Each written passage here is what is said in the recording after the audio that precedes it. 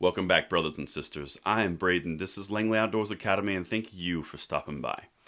All right, guys, for the content for today, we have got to talk about a good situation, which is slash amazing, and then a really not good situation, which is slash horrible.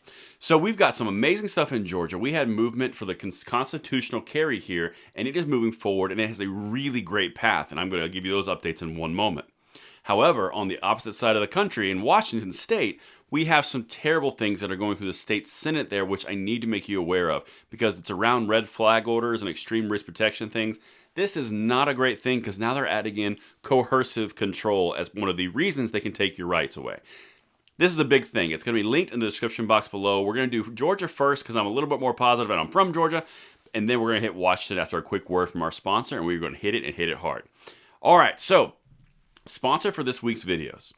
Our sponsor for this week's videos is Woox, W-O-O-X. They are a new outdoor brand based in Hickory, North Carolina, and their mission is to create high-end products for outdoor enthusiasts, and they legitimately are pretty sweet looking. The company is the wild child of the Minelli Group, an Italian company started in 1937 by Francesco Minelli and his three sons in northern Italy. By making gear in-house, we're able to provide higher quality, better looking, high-end products at a fraction of the going craftsmanship price. If you're into the outdoors, do it beautifully by clicking the link in the description box below and checking out Woox today. And thank you to Woox for making these videos possible this week. Alright, so I want to hear from you guys in the comments below on this. Let me know if you like this kind of Sour Patch Kid approach of the sweet and the sour. But we're going to hit Georgia here, and I'm going to show you some very positive things. And then we're going to bring out the concerning issues, because this actually is pretty concerning in Washington. So the Georgia Senate passes bill ending gun license requirements. So that's the constitutional carry movement that we have going on here. This is actually really, really positive, because check this out. Atlanta. The Georgia Senate passed a Republican-backed bill Monday that would do away with the need for a license to carry a handgun in public, eliminating a current background check requirement. Okay, all that is just you don't need a license. You still have the background check to buy the gun. That's kind of manipulation. But listen to this, because this is where it's coming from the governor. This is where the governor sits. Facing a primary challenge from Republicans, including former U.S. Senator David Perdue, Georgia Governor Brian Kemp has backed the revocation. He says Georgia residents should have their constitutional rights protected and be able to protect themselves and their families amid a spike in violent crime. Okay, whatever you say about Kemp if you live in Georgia, the point is he's getting elected and he's going to try to get elected. So if he signs this in the bid to get elected, okay, we can talk. Also Monday, a House Public Safety and Homeland Security Subcommittee passed House Bill 1358, its version of the Senate bill, with little debate. Now, in Georgia, the House is actually more Republican than the Senate is. So this has a very good path forward. It's not a done deal, but if this passes the House, it's going right to Governor Kemp's desk, and he needs a victory to make himself electable for the upcoming election in November against Stacey Abrams, to give you an idea. Okay, so he needs everything he can get, because, Lord. Anyway, so in Georgia, really, really good movement. But now we got to go to the sour part of this Sour Patch Kid up in Washington State. You remember those whole red flag laws where they said, that, well, this is the common sense gun reform. This is things like if you're threatened or it's a suicide risk or all these terrible things, we need to have a way to seize those weapons for your safety. Well, it turns out, just like everywhere else that ERPOs have been, California, New York, Chicago, for some reason the definition keeps on getting expanded. Well, the exact same thing is happening in Washington State. Check this out. Again, everything linked. Washington. House anti-gun bills on the move in the Senate. This is from this weekend. Okay. Expanding red flag laws. Now, there's two other bills, and here's a ghost gun one, and then there's one about carrying guns in specific places. But I'm going to talk about the extreme red flag laws.